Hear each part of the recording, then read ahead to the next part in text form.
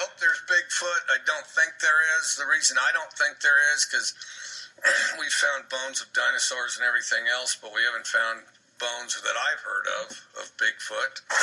Aliens, I suspect there is, and I don't know that they're little green men, and I don't know that they're specifically in our galaxy. Why wouldn't God build other Earths in other places? Why only this one? You know, and even if you're an evolution guy and lightning striking mud and, you know, popping in, I mean, and then, well, they say, well, the notion of God is far-fetched. Oh, really? Striking mud and then life, you know, sparking out of there and then it going like that? Well, I mean, that's just such an obvious, easy path to follow. What's going on, everybody? Welcome back to the Breaking the Draft podcast.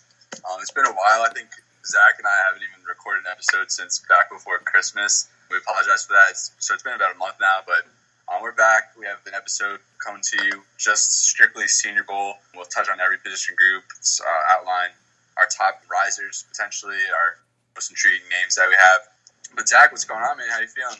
Feeling pretty good, man. I'm glad it's back to you and me for this one. It's been a while since, since we recorded in general, but just you and me, it's been even longer, man. So glad it's back to just you and me, the dynamic duo. That's what we are, right? Right. We can go with that. Yeah. Reunited, and it feels so good, definitely.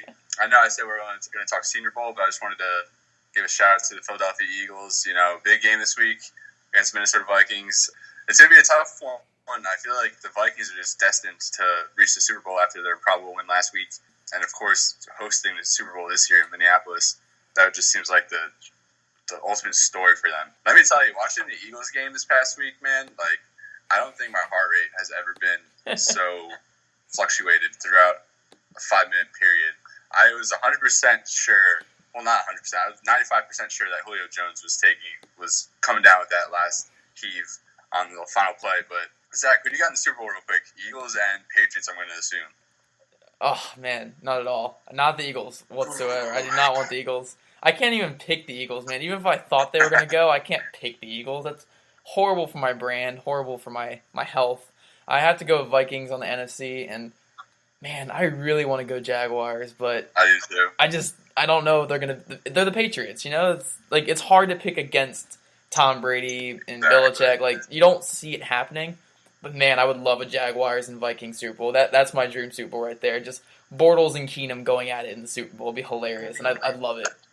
That would probably be, I don't even know if you can name a worse quarterback competition who've gone against each other in the Super Bowl. Moving on, I guess we'll just jump right into it. So, quarterbacks, Baker Mayfield, obviously the headline here. I don't think we really ever get to see a prospect or a college player of his caliber really show out in Mobile. This is a random question, but do you remember if Tim Tebow played in the Super Bowl? Or, I'm sorry, not the Super Bowl, the Senior Bowl. Oh, yeah, I would say he did not play in the Super Bowl. That'd be the same as Blake Bortles playing in the Super Bowl right there. He did win a playoff game, though. He did. He killed the Steelers, who have a knack for giving up big yardage to bad quarterbacks in the NFL. But I'm not too sure if Tebow did. I can do some Googling real quick while you stall. I would definitely say Mayfield, among college quarterbacks and just success, as a Heisman, I would say Mayfield is up on that Tim Tebow level. And I'm just trying to, I probably should have done more research on this, but I just want to see, is Mayfield the biggest quarterback we've ever seen at the Senior Bowl? Because I think there's a good chance, usually you see these E.J. Manuels, these Davis Webbs who are aspiring to just rise on into day two, and then they're coming off these productive careers and such, but you really don't see many first-round quarterback prospects. Yeah.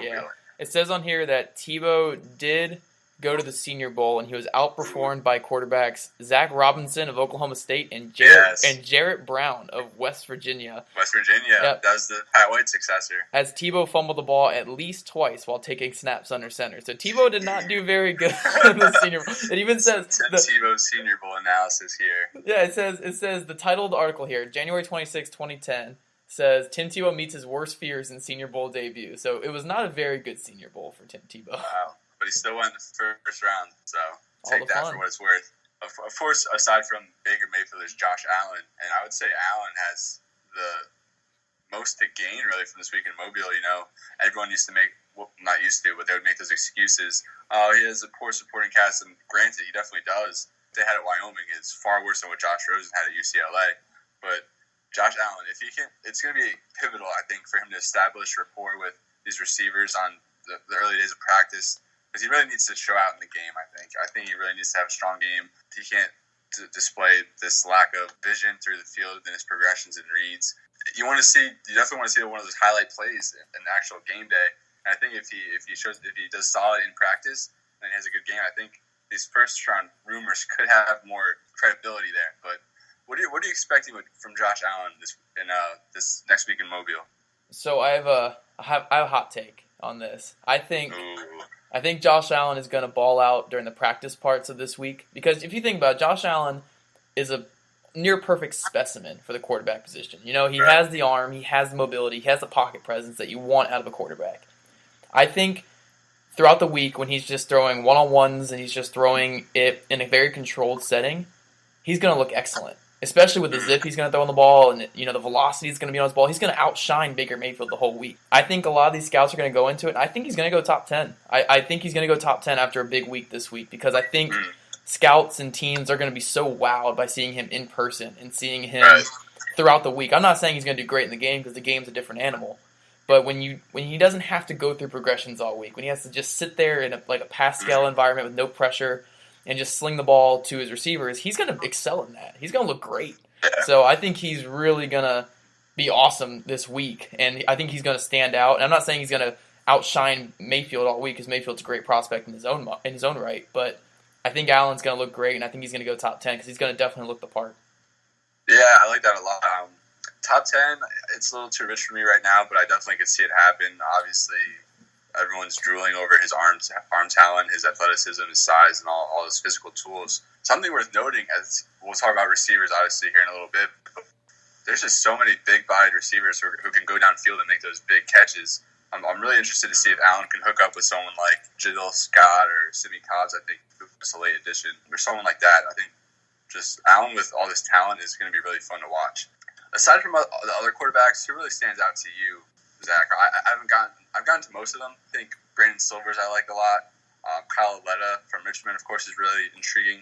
Who would you say is your top guy aside from Mayfield and Allen? I've actually gone through a little bit of these guys, not super deep into any of them, but Lauletta has probably looked the best out of the bunch besides the other guys. I like Silvers and I like White quite a bit, and Ben Curtis showed some flashes that are pretty interesting, but I think I would have to go with Lauletta right now. I think he just shows a lot. He does kind of look like he's going to be that sleeper type guy coming out of the FCS level. He played at Richmond, I believe, so he looked really good there. And like you said, I actually like Silvers too. Like, I know he's your big guy, and his placement and his accuracy is really impressive. His placement, yeah, man. So, I think he's probably the most, aside from Baker Mayfield, I think he's the most polished quarterback that we'll see in Mobile this next week. Yeah, so I mean, it's a very interesting class. I don't know how many high-level starters we could really get out of this group. I think Allen and Mayfield could definitely be high-level starters in the NFL. But, Lauletta, Silvers, White, Benkert, Falk, Rudolph, they could all be starters in the NFL. They could all be low-end starters, career backups. They might all end up being in the NFL 10 years from now. And it wouldn't shock me, because they all have that kind of potential. So you're saying Mason Rudolph will be a starter 10 years from now? God, no. I said he could be. No. He's actually my last-ranked quarterback on the list here. He's my last ranked quarterback that I'll see in Mobile. Granted, I haven't graded Mike White yet. I haven't seen much of him, but I don't know. For Falk and Rudolph, I mean, they've had those really highly respected careers, but I don't really see much from them at the next level. Yeah, I think my thing that would make this group so much better is if Riley Ferguson balls out this week in the East-West game, and then Mason Rudolph. Yeah, and then Mason Rudolph leaves the game because he's upset that he didn't get put on the Broncos for one. And then Ferguson just replaces Rudolph. That would make an excellent roster right there. I think that would definitely boost the position group, no doubt. Yeah, for sure. All right, so now we're gonna move into running backs. The list I have in front of me, we got Rashad Penny, Jalen Samuels. So he's listed at running back. Obviously, his fit at the next level is a big quandary right now. We'll get more light on that after the week in Mobile. Akram Wadley, Royce Freeman, Kalen Ballage, and Ito Smith. Did I miss anyone, Zach? Nope, I think. Darrell Williams, too, at LSU. Did you get him? Williams, yes. Darrell Williams from LSU, the late addition. Big guy. I actually did some work on Williams in the offseason, and he definitely caught my eye. Love that speed and power blend, as I always like to say about him. But among these backs, who are you most excited to see? most excited is definitely Balaj. Like, I'm super Yeah. excited to see him because he's kind of like the Josh Allen of running backs in this class, where he's just Exactly. That's what I've yeah. been saying. He's the specimen. He is the speed. He has the height. He has the weight. If he can just put it all together and run with consistency, with consistent power, I think he can be a star in the NFL. It's just which Kalen Balaj are we going to get in Mobile? Are we going to get, last year 7-touchdown Kalen Balaj against Texas Tech? Was it 7? I think it was 7 touchdowns, right? Yeah, we're going to get 7-touchdown Kalen Balaj where he's running over dudes and he's catching passes and he's running Wildcat, or we're going to get Kalen Balaj to average 3.8 yards a carry or whatever it was, 4.1 yards a carry. Which one are we going to get? And I'm really interested to see him. And another guy I'm really interested to see, Penny, because he's a guy where, the production's there. And he runs so hard. He's such a nuanced runner, but it's just, does he have the physical tools to be a starter? Like, not a starter. I think he could be a starter, but does he have the physical tools to be an above-average starter in the NFL? Because nothing about his physical tools really wow you.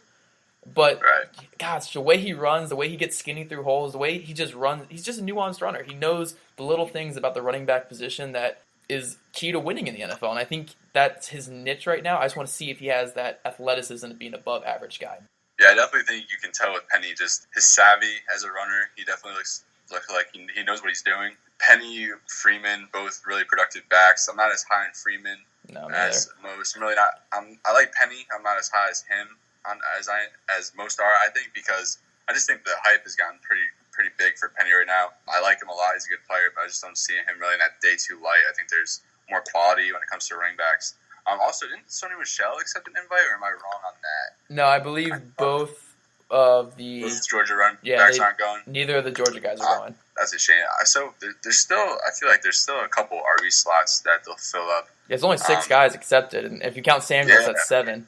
Yeah, it's kind of odd because you got 8 quarterbacks and only 7 running backs. Yeah. Ito Smith is kind of intriguing. I know he's one of those small guys in that like Tariq Cohen mold, and Cohen was one of my guys last year. So I'm sure Smith will put me on notice. I haven't seen much of him. Malcolm Bradley, he added about 10 pounds this year, I want to say. He just didn't look like himself. Hopefully he can step it up in Mobile because I was really a big fan of him entering the year. Yeah. Who are you higher on, Ito Smith or Ekram Wadley? I haven't seen as much as Smith, and Wadley right now I have as a top 10 running back, so I'll say Wadley, but that's definitely subject to change. Gotcha. Once I get more of exposure on Smith. But I'm really excited to see Smith. I'm a big fan of those small, shifty running back from FCS D2 level. Moving on to wide receivers, just a really, really, really intriguing group. Like, all these guys are tightly contested. I don't think you see much separation from them in rankings, really. So of this wide receiver group, which has over 10 guys, I want to say, who are you most excited to see, Zach? Oh, man. I think my top 3 guys that I have there are going to be Gallup, Miller, and Wilson, for sure. I am super excited about Cedric Wilson, by the way, accepting his invite and going down there. That's my number 1 guy I want to talk to or interview if I get on the field. I mean, Cedric Wilson, I've been a huge fan of him all season. I'm so excited to see him down there. I think he's going to ball out. But, I mean, I could literally go on and on about this list here. I think Traquan Smith and Javon Williams are the only 2 guys I haven't really studied that's going to be down there. And the rest of the guys I studied, they all look like day 2 guys. And obviously they can't all go day 2. But it just shows how deep this receiver class is and how deep this class is down here. I mean, we got DJ Chark, who, some people are saying was a first-rounder before the year because of his athleticism and his ability. Alan Lazard could be a starter in the NFL for years. Jaleel Scott is so interesting with his size and his ability at high point. And James Washington, we're even forgetting about him. I mean, he's awesome. So, I mean, I love this class. It's going to be there. But my top 3 are definitely going to be Gallup, Miller, and Cedric Wilson.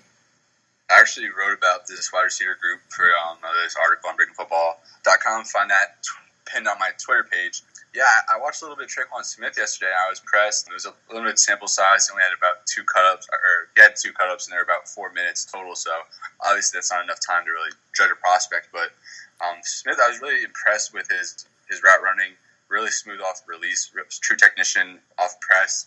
I think he uses his hands better than maybe anyone that we'll see in Mobile, and he really has the length with that 6'1" frame. Michael Gallup, of course, I've talked really highly of him on past episodes. James Washington, you bring him up, the Blitnikoff Award winner. DJ Chark, as you mentioned, he's someone that definitely has caught my eye. 6'3", 200 pounds, and of course, insane athleticism. I'm pretty sure he was a track star in high school, and maybe at LSU as well. But you go back to some of these LSU receivers we've seen over the past few years, Malachi Dupree, Trayvon Durrell, and I think Chark is just on another level compared to them. You bring up Javon Wims, and he's the guy who caught my eye last year when I was doing some prep work for this year, I believe. But yeah, just 6'3", 215, every bit of that, rangy, explosive athlete. And I think he was Georgia's most consistent passing weapon this year. And I'll just talk about one more guy. Let's see. Jamon Moore from Missouri, he's gaining a lot of hype right now on Twitter. And the clips I've seen have definitely backed up the hype for sure. I haven't seen as much as him as some of these other guys, but definitely looks to just be a really, really solid class. And I wouldn't be surprised if we see maybe 6 of these guys drafted on day 2. Yeah. No, and going to Jamal Moore, too, he might be the fastest player that's going to be down there. And he's every bit of 6'2", 6'3", whatever they list him at.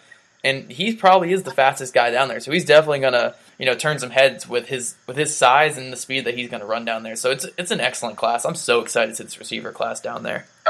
No doubt, especially with Mayfield and Allen under center, some other guys. So at tight end, I think the consensus tight end 1 throughout the year, for the most part at least, has been Dallas Goedert. Is that where you hold him right now, Zach? Yeah, I mean, I don't love this class very much. Yeah. I don't even, and the Senior Bowl has like almost all the top guys for this class. That's true. I'm not a huge fan of the tight end group, but Goddard I definitely like. So Goddard is probably tight end 1.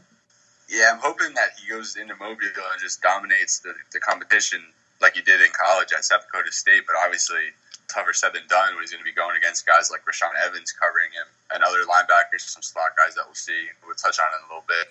I like the group that we're seeing in Mobile. Obviously, I don't think any of these guys are probably worth a day 2 pick other than Goddard. But Ian Thomas, he caught my attention early in the year against Ohio State. He had that 2-touchdown game. Just really had some nice body control, that size, and some nice athleticism. And then you have Fumagalli versus Gesicki. And let me say, my biggest dream of this Senior Bowl experience is I want to see a 40-yard dash between Fumagalli and Gesicki. Get these 2 big tight ends from the Big Ten and just see who has more willpower. Better yet, how about Mike Gesicki versus Mike Kiss? Oh gosh, I need to form a bracket or something and just get the best competitors into some 40-yard dash competition.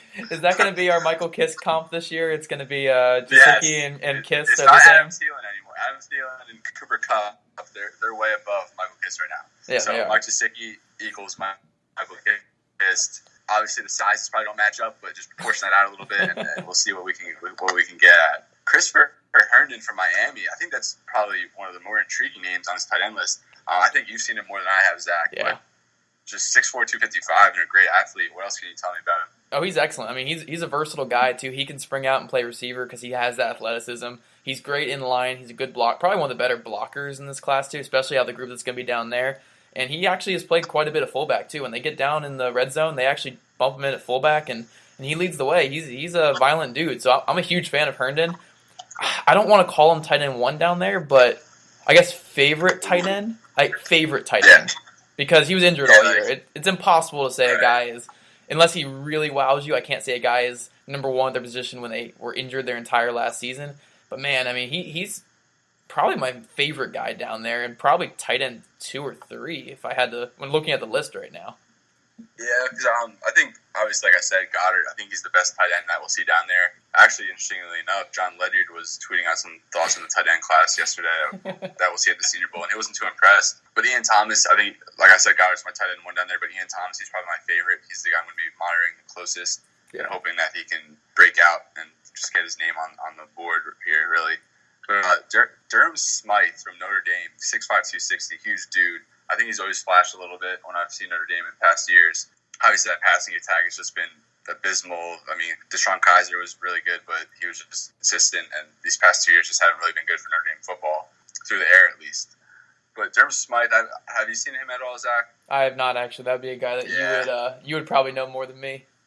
Yeah, but like I said, John Ledyard was really high on him. He called Smythe perhaps tight end 1 that we'll see at the Senior Bowl, so that's worth monitoring. And Adam Brenneman and Tyler Conklin, both guys I haven't seen. I've heard really good things about Brenneman. Yeah. I feel like he's just that move tight end, that guy you get out in space, just use his body to make catches and whatnot. And Tyler Conklin, I saw him in the bowl game, I believe it was. I think it was Central Michigan and Colorado State. I'm not 100% on that, but Conklin looked good in the bowl game. I believe he had a touchdown catch or 2. So that's another guy worth noting.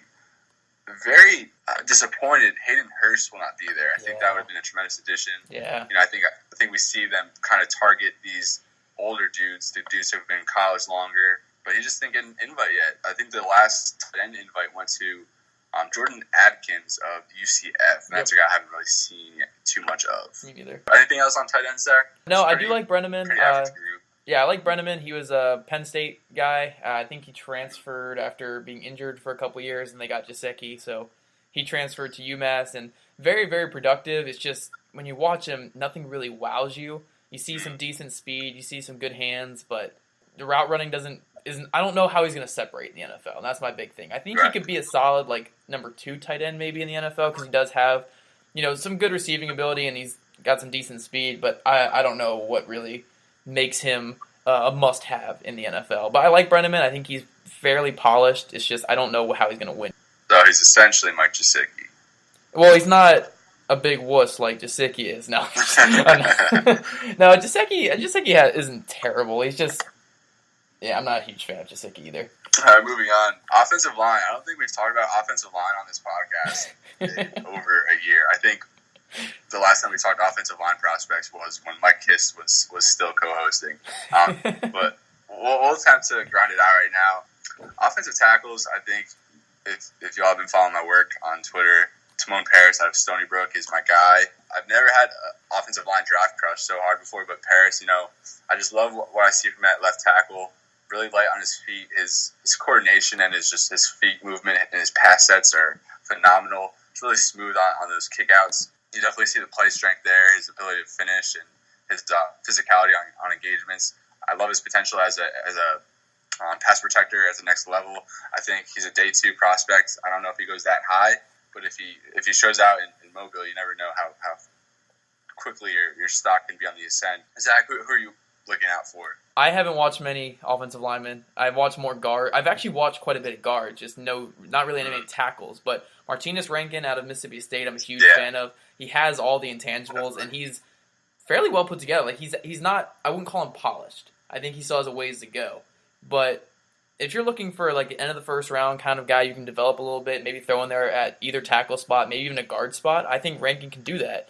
And that's why I think he's probably my top tackle guy down there. I know Alex Kappa's getting a lot of love from all the offensive line guys on Twitter and all that, from the Duke Mayweather, is that his name? Duke Mayweather and Brandon Thorne. Yeah, Duke Mayweather, I believe. Yeah, and Brandon Thorne, I know they're both throwing a lot of love towards Alex Kappa, so he's definitely a guy I'm going to be looking for. 6'7", too, so he's going to be huge, so I won't miss him. And then I know Tyrell Crosby out of Oregon. I've seen some clips of him, and he moves really well, and he has some nice sets in pass protection, so I'm excited for those 3 guys, but I really haven't seen much else of the offensive tackle group.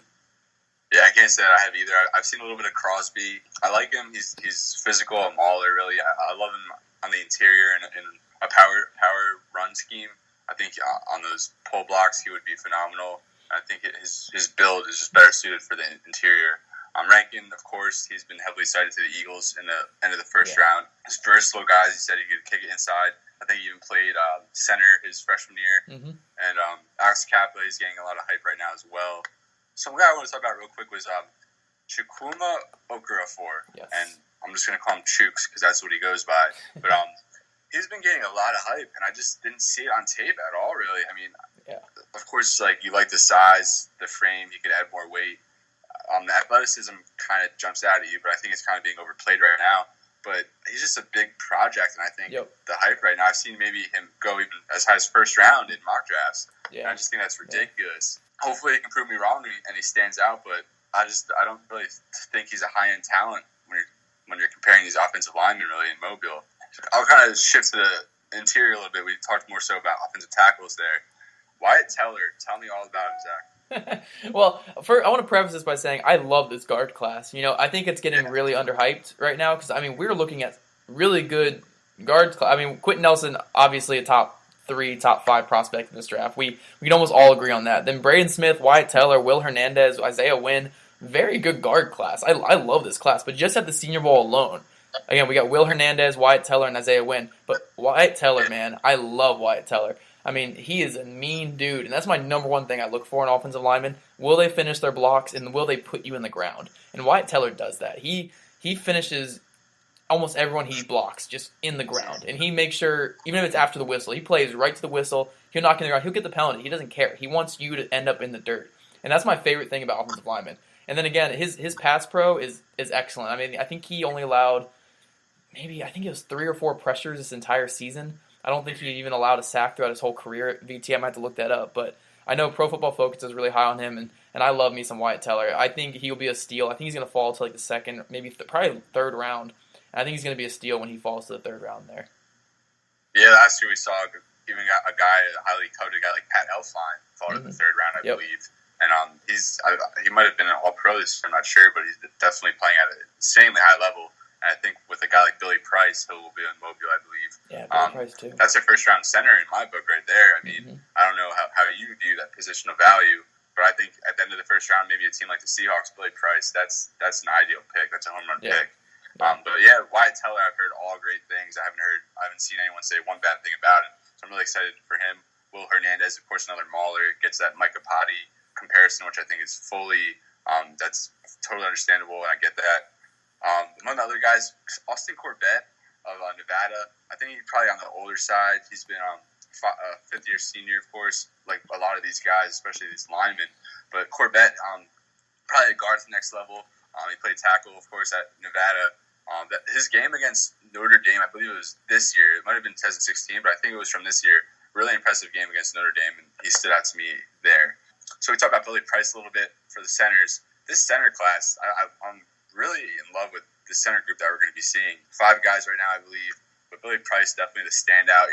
Just that same Pat Elflein mold. Really, this almost identical prospects. Aside from Price, who are you most excited to see? I guess Frank Ragnow, I know he won't be playing, but he'll be there for team interviews. Unfortunately, that's our boy.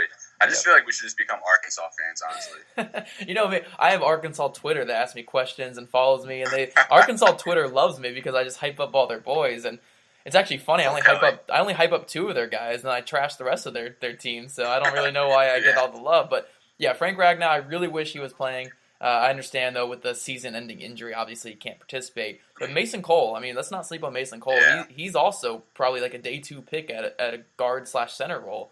And like I said, this interior offensive line class is excellent. Mason Cole is going to be a long-time starter in the NFL.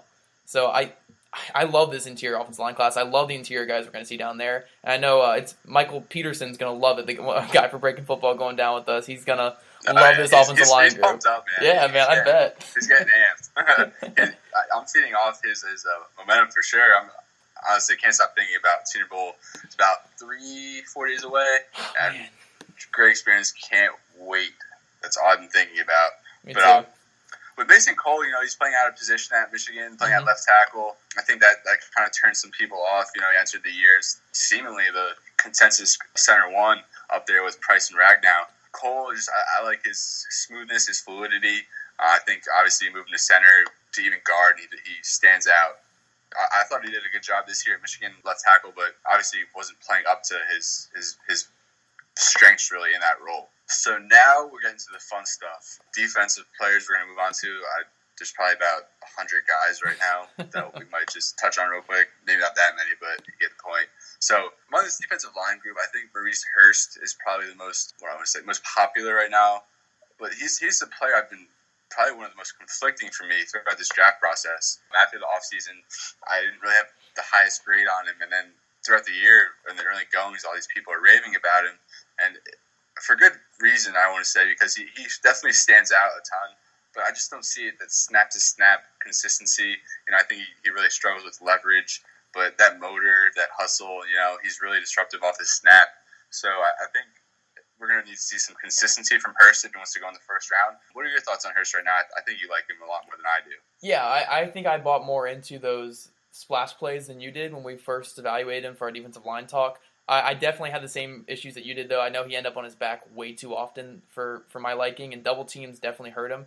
But, man, he's a disruptor. When he can shoot a gap or when he has a one-on-one, he's in the backfield every play. And, his motor, his hustle, his athleticism, they stand out to me. So I like him in the first round, but I'm kind of with you on that, where I want to see some consistency this week. I want to see him dominate the one-on-ones. I want to see him really work on his ability to stay upright and fill a hole and stuff like that. Those are things I really want to see from him. So if he can do that this week, he's definitely a first-rounder. But as of right now, I have him as a first-round grade. Yeah, I think among these defensive linemen, I think he has the most upside to really just flash in those one-on-one drills. Definitely. Aside from Hurst, you don't really have any huge names, but there's some guys to like. I know Derek Nandi from Florida State. He's a guy I haven't really seen, but he's generated some hype as one, maybe a two-gapper at the next level. Andrew Brown, I did get to see out of Virginia, and this guy just screams New England Patriot to me for some reason. I think he could be that 5-tech, could also go to 3-tech.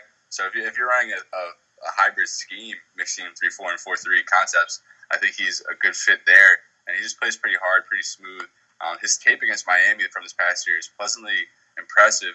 I think any player really from that Virginia team against Miami in that first half just had incredible tape. Yeah. I should have mentioned this earlier, but Kurt Benkert against Miami, he started off the game like 20 for 20, I believe. Mm-hmm. If you check out Ben Solak's newly launched contextualized quarterbacking, There you go. He highlights Benkert's first half, and it was just phenomenal stuff. Deshaun Hand, let's hear a little bit about him, Zach. I know you grew up close to him, and you've been monitoring his career a little bit. Yeah, so Deshaun Hand's a guy who grew up kind of just down the road from me over at Woodbridge High School. I'm around the area there. And I watched this guy in high school. I mean, the physical traits are unreal. I mean, he looks like he's built like a 26, 27-year-old man in a 19, 20-year-old's body I guess he was 17 back then when I saw him. And I think he's 22 now. But, I mean, he was just destroying guys. I mean, it was not in like every play. It was just flashes, kind of like what we saw in college. Right. And my big thing with him, when you watch him on tape, I mean, he looks like he just started playing football like yesterday. He looks like just a big athletic beast that they just threw on pads and told him to go out there, because you'll see him dominate like a tight end or a running back and occasionally hit a swim move or something like that. But from a snap-to-snap basis, he does not beat the guy he's going against. He's very, very slow off the line. He plays really high, and he's going to be a huge project in the NFL. I mean, obviously he has all the tools you want. He was the number one overall recruit in the entire nation in a class of Myles Garrett. I mean, he was up there with Myles Garrett in the recruiting class. That's who he was up against. So Deshaun Hand has all the tools. It's just, can he put them together? Can a coach teach him basically how to play the position? Because obviously Saban kind of just went to other guys instead of really refining Deshaun Hand down there. That's what I was going to say. I actually brought this up in my article I wrote, 5 storylines to watch for during the Senior Bowl week, which obviously I said was pinned on my Twitter page. But you rarely see these 5-star recruits, these number 1 recruits, go to college and not carve out a starting role. Mm-hmm. And it's also extremely rare to see these highly coveted prospects stay all 4 years and have a chance to see them at the Senior Bowl. So obviously this is a tremendous opportunity for Deshaun Hand to kind of bring some more credibility to his name and kind of build his draft stock. But regardless, I think you probably see him taken no later than 5th or 6th round just based on that name value and that upside. Yep. Some other interior guys, Justin Jones and B.J. Hill of NC State. Yes. I think Contavious Street from NC State, he'll be at the Shrine game. Yep. I think he's someone who we could potentially see bumped up. So that'd be something if we had 3 defensive tackles from NC State at the Senior Bowl. One of the more intriguing names, I don't know anything about this guy, Nathan Shepard from Fort Hays State. And according to Jesse Fritch's database, not Jesse Finch, Jesse Fritch's database, Nathan Shepard is 6'4", 300 pounds, and he's a 6th-year senior. So this dude has spent over a decade in school. Who knows, you see these no-names every year come out of nowhere and just impress. Yeah. So with that, we're going to move on to kind of these linebacker, edge rusher, hybrid guys. I know there's a few of them that we're going to be seeing in Mobile. So I'm actually looking at Jesse's database right now, and it indicates Bradley Chubb is going to the Senior Bowl. I did not see any official news regarding that, but let me kind of update that right now. Let me see. Yeah, I don't see that. So for now, we'll just go with Chubb as a no-go. But that's definitely interesting because he's a guy I would expect to participate, but he's not on the recent Senior Bowl website right now. Mm-hmm. So moving on, Marcus Davenport, I think, of anyone not named Josh Allen, I think Marcus Davenport has the most potential to really just skyrocket after Mobile. You see that 6'6", 260-pound frame. Arm length is insane. That I just can't even imagine what his wingspan is going to measure at. But if you want to watch some dominant tape, just throw on some Marcus Davenport. I don't even really have to go into it. It'll just speak for itself. So among these edge guys, these linebackers, who really stand out to you the most, Zach? Definitely my guy Agbania Okoronkwo. I'm really excited about him. I don't know where he's going to play down there because I think his size is definitely concerning. But, man, he is so fun to watch. I mean, just the effort and the array of moves he brings. He's so fun. I have a like seriously, he's my guy this year. Where like if I get bored watching somebody I don't like, I just throw on his tape, and I cheer up immediately. I mean, I love seeing a guy play with his hair on fire, and you know that, to throw out that cliche. That's what he is, and I love it. I'm a huge fan of him. And then Harold Landry. So many questions coming in. You know, he was the top guy coming in this year, and he didn't have the greatest year. But, you know, you still saw flashes of what he could be in the NFL, and I'm excited to see him down there. And like you said, Davenport, I mean, dominates everybody. I mean, no flaws whatsoever. I love Davenport. It's just, like, was that because of the competition, or was that because of, you know, he's actually that good? So I want to see, is he like a top 15, top 20 guy, or is he like a second, third round guy because the competition really wasn't that great? So he's going to be a great storyline, but I'm really excited for Okoronkwo and Harold Landry as well. Yeah, with Davenport, like the crazy thing is, like you see that his size, you see the athleticism, so you just think, oh, this guy's a project. But I really don't think he's that much of a project. I mean, you bring it up, obviously level of competition is concerned, but I mean, this dude, he just checked all the boxes, I think. I mean, maybe you want to see some improved hand usage, some improved technique, but for the most part, I mean, this dude he converts speed to power extremely well. Bull rush, just forget about it. You're not gonna stop him. This dude you can't contain this dude. Like his size and athleticism, it's insane. I don't see how you stop this guy, honestly. And I'm just gonna drop a hot take real quick. Marcus Davenport goes ahead of Bradley Chubb in April. Whoa, so, whoa, yeah. whoa. It'll be close. Where's the man. sound effect? Chubb, I need a sound effect for that, like Mike Leach doing like an Owen Wilson wow or something like that. That's what I need.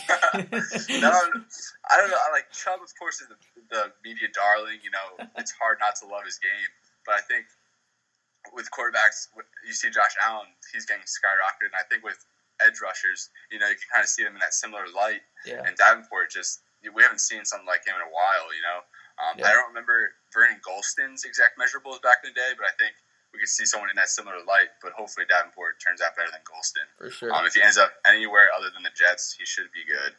But Duke Ejiofor, that was a name you brought up to me pre-show, and I've heard great things all year about I hope I'm saying his name right, Duke Ejiofor. But we're not strong on our pronunciations here. Not at all. That's one thing we're not good at all on this podcast. If you have a name that's even somewhat difficult or somewhat French-like, we're going to pronounce it so poorly.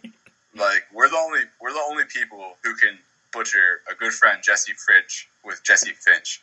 Like, hey, whoa, okay, that was my fault. But you said Justin Gamel on our last podcast. The point stands.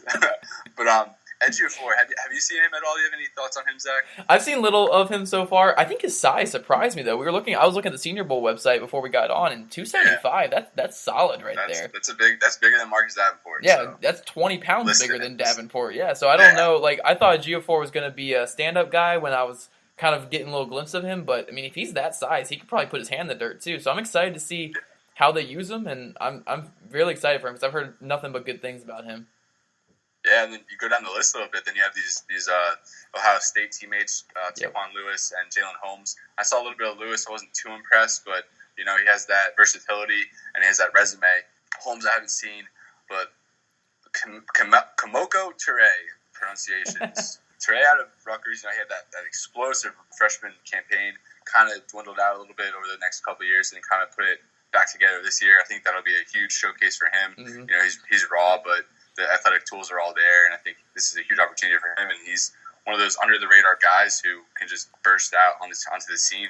Uchenna Nwosu, I like him a lot, but I'll let you talk about him, Zach. Yeah, well, I was actually going to say my two guys who I have no clue where you're going to play them in the NFL whatsoever, but they are just pure gamers, pure ballers, and you just got to get them on your team. Shaquem Griffin out of Central Florida, and Uchenna Nwosu. Again, we are horrible with pronunciation, so Uchenna Nwosu, if you're somehow listening to this, I'm very sorry. I'm sure I'm messing this up. But those two guys, I mean, they are just ballers. I don't care. I don't know where you're going to put them at all, but they just love the game of football, and you can see it when the second you turn on their tape and watching them play football. They're going to make plays no matter where you put them. If it's special teams, if it's edge, if it's middle linebacker, inside linebacker, they're going to make plays. So I just want them on my football team. I don't care where I'm using them. I need these two guys on my football team because they just play the game the way it's supposed to be played. Yeah, Nwosu has had a huge senior season at USC, and Shaq Griffin, of course, just big name right now, and I think he's a tremendous player. Honestly, I think he might be a top 5 linebacker for me, or fringe top 5 linebacker. We'll see how it goes for me overall when it's all said and done. I don't. It's so weird, like that the hand issue. I mean, obviously he plays like you don't even notice that he's missing a hand. It's insane. It's unreal, and he's really creative about shedding blocks and getting off blocks, which is and Griffin just a baller. You know, he gives 120% every single snap. His pursuit, his quickness, his foot quickness in pursuit was extremely impressive to me. And he just makes an impact in a variety of ways. You know, I think he fits that safety hybrid role a little bit more, but he's worked up on the line a lot at UCF, and I think he's capable of doing a variety of things. Some other guys, Davin Bellamy from Georgia, you know, he was that guy screaming at Baker Mayfield following the Rose Bowl. But Bellamy, he caught my attention earlier in the year. But I'm actually surprised that he is at the Senior Bowl over teammate Lorenzo Carter. I think Carter's probably the more established guy and someone I liked a little bit more on tape. But we'll see if maybe he gets the late invite. Maybe a guy like Sam Hubbard, fourth-year junior, gets an invite as well, assuming he has his degree by now. Now go over to like more of the linebacker guys. Obviously, Rashaan Evans. We love him here at the podcast. He's that edge hybrid linebacker you really don't know what you're going to get. But if there's a prospect who can see a Hassan Reddick type rise this year, it's going to be Rashaan Evans. I'm not really sure where most view him right now. I think for the most part you see him as like a first-round pick. But that's not good enough for me. I want him in that top 5 range. I want him in that top 10. I want to see him that high on big boards. And I think after his display in Mobile, a lot of people are going to take notice. He's going to be up there, especially after the combine, because I expect him to blow that up as well. Overall, I'm pretty surprised with this linebacker class that we're going to be seeing. I think there's a handful of guys who can make a big impact. Nick DeLuca, that's my newfound love. But this is Zach's guy, so go ahead, Zach. No, DeLuca. Why he's a stud. Oh, yeah, DeLuca's a guy that I found last year when I was watching some linebackers getting ready for draft season, and I love Nick DeLuca when I was watching him. I mean, the instincts were off the chart. I don't think I even saw him miss a tackle watching like 5 or 6 games, and I really do like DeLuca, and the way he moves too for a 250-pound middle linebacker, it's impressive. And you know he's not like he's just a raw specimen. He's not like a Zach Brown type. I know I have to bring Redskins into it, but he's not like a Zach Brown type where he's just fast, athletic, and makes tackles. He doesn't really know anything else to do. He's the leader of that defense. He calls the plays on the defense. He's been the leader of a championship defense, you know, for most of his time there. So I really like DeLuca. I think he brings a lot of intangibles on and off the field. I think he's going to be. I think you could plug him in on day one. He could be a solid starter to an above average starter for 10 plus years. I really like DeLuca. I don't know where I'm going to have him in my linebacker rankings, but I mean, he's a huge crush of mine. Wherever he goes, I'm going to be super excited because I've watched this guy for 2 years now. I'm a huge fan of DeLuca as well. Comes off that injury from last year. I think I read it that he actually played 2 games through that shoulder surgery or shoulder injury before they realized that it required surgery. So obviously, like one of those old school Mike linebackers, he's not going to get off the field unless he absolutely has to. And he plays hard. He does everything for the most part extremely well. Coverage, I like how he moves in coverage, but just his technique on how he picks up tight ends or receivers is a little bit questionable. I know I saw a few holding penalties that he had to draw just in desperation, really. But last year I watched that game against Iowa. I didn't come away too impressed. You know, I know we talked about him on the pod a little bit when we previewed the linebacker class, but he just looks 100% healthy in 2017. I watched those final 2 playoff games. It was against Sam Houston State and the other against James Madison. And he just looked phenomenal, you know, just the best guy on the field. Yep. But other than him, Zach, I have a few guys I kind of want to hit on, so I'll let you go. If you have any other linebackers maybe that you're intrigued by. I haven't really dug deep into this because I know that you've been kind of covering it here recently. I do like Kaiser out of Virginia. I think he's going to be a good riser when it comes to actual draft time. And Sky Moore, I know you've talked him up quite a bit. Yeah, and, I was going to mention him. Yeah, and he's an athletic dude, and I've seen him make quite a few plays in the passing game and run game this year for South Carolina because I've watched quite a few South Carolina games. So I do like Sky Moore a lot, but I haven't really studied too many other guys. I mean, obviously Rashaan Evans, I'm in love with too. He's my edge 1 and my inside linebacker 1. I mean, he's just player number 2 overall is all I can really rank him as at this point. I hope he goes 13th overall like Hassan Reddick did last year. But I love Rashaan Evans, and I like Sky Moore and Micah Kaiser as well. So I like this class a bit, but I haven't dug too deep into it. Yeah, Sky Moore, I think, among this group, maybe the most upside, perhaps. aside someone like Evans. I haven't gotten to see I haven't really been able to do a full film session on him. Just still waiting for some more cut-ups to go up. But someone I've been really impressed with in live viewings. Mike McCray from Michigan, experienced dude. I think he could be a solid strong side linebacker at the next level. Surprisingly athletic, and it was a joy to be able to watch him for the past 4 or 5 years at Michigan. Darius Leonard, South Carolina State. He's another small school guy along with DeLuca that I'm really high on. That football IQ is off the charts. He's probably the highest drafted player from HBCU program, I think, that we'll see this year. And Sean Deion Hamilton, hard to kind of ignore him. He won't be playing, still recovering from that injury, but I'm hoping to maybe strike up an interview with him. I think if he was fully healthy this season and was able to put out some full tape, I think he's among a top 5 consensus linebacker in his class and probably up there with guys like, Tremaine Edmonds and Malik Jefferson. But yeah, overall, this linebacker group, I'm really excited for it. Hopefully I'll have a preview piece on it within the next couple of days if I could bust that out real quick. Moving on to corners as we're rolling along here.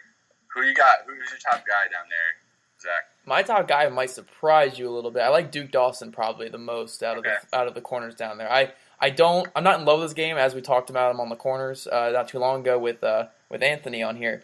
But I think his movement skills are unmatched in this class among these guys, and I think his ability to jump in between the slot and outside, even though he's only 5'10", his height and weight will definitely be a big factor in that. But he's a solid build guy who moves very, very well, quick footwork.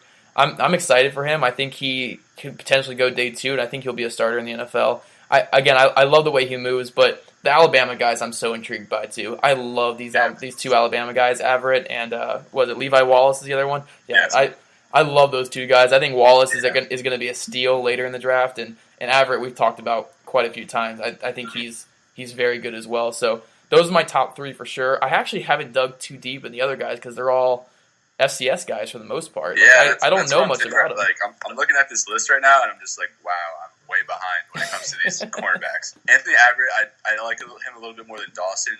So entering Mobile, he's my top corner down there. But as we just said, we haven't really touched on many of these guys. I know Darius Phillips from Western Michigan has been gaining a lot of hype, but he looks more of a safety type guy to me. Christian Campbell, he had quite the career at Penn State. He's at 6'1" size. He was someone that stood out to me a lot last year when doing some prep work. And I see 2 Boston College guys, Isaac Yadam and Cameron Moore, and that's pretty intriguing. You have Harold Landry up front, then you have this Boston College duo in the back end, and that's just an attribute to how well Boston College's defense has been able to develop players and just how stout they've been. Other than that, Jamarcus King from South Carolina is a name I really like. He stood out to me in live viewings. Saran Neal from Jacksonville State, he looks like an intriguing prospect. He's been getting some hype. And then, just a ton of small school guys. And this is going to be really interesting to see some of these small schoolers scrap it up with some of the best wide receivers that we saw in college football this last year. Mm-hmm. So that's definitely a storyline to monitor going forward. Talking about these safeties, let's see here. Zach, you could just dominate this segment. But I want to ask you something, actually. Mm-hmm. Trayvon Henderson, have you seen any of him at all? I was actually just about to say, I was going to say going into this, I have finished my tape review on all the guys except for Trayvon Henderson. Now I've seen 2 highlight videos and I've seen parts of one game, but I haven't watched a full game. But from just watching those, I think I'm going to have him above Matthews and Blanding. I haven't watched too much of him, so I can't officially say, but I liked what I saw better than what I saw from Matthews and Blanding.